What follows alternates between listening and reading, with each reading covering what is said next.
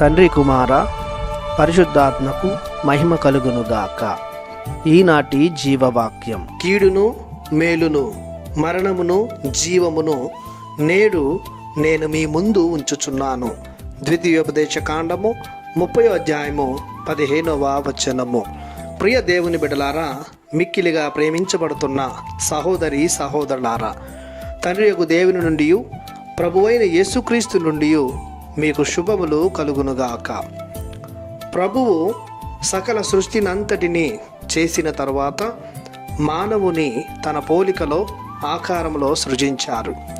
తన విచక్షణ జ్ఞానాన్ని దయచేశాడు. ప్రత్యేక విధముగా మానవాళికి దేనికి ఇవ్వనటువంటి స్వేచ్ఛను ఇచ్చారు.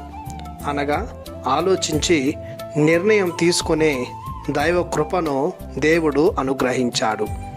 దానిలో భాగంగానే ప్రభువు ఈనాటి జీవవాక్యంలో తన ప్రజలకు కొన్ని వరాలను శాపాలను ముందుంచి ఎంపిక చేసుకోమంటున్నాడు.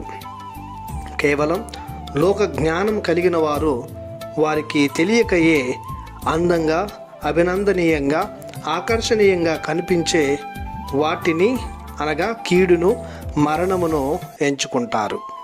ఎందుకంటే అవి కనిపించనటువంటి ముసుగులో దాగి ఉన్నవి కనుక. దైవజ్ఞానం కలిగిన వారు దేవుని దయ వలన మంచి ఎంపికను కలిగి ఉంటారు.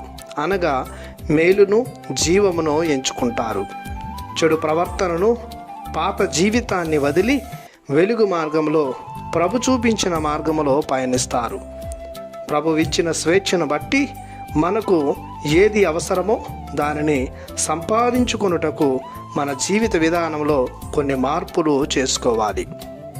కీడు కావాలంటే ఎలాగైనా ఉండొచ్చు, కానీ మేలు జీవము కావాలంటే ప్రభుని జీవన మార్గంలో పయనించాలి.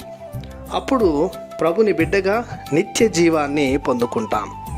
ప్రార్థించుదాము. మా జీవనకర్త అయిన ప్రభువా, మీ బంగారు పాదములకు వందనాలు అర్పిస్తున్నాము.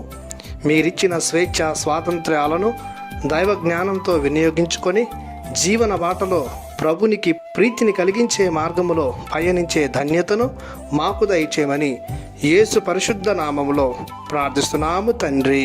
ఆమెన్. దేవుడు మిమ్ము దీవించునుగాక. ఆమెన్.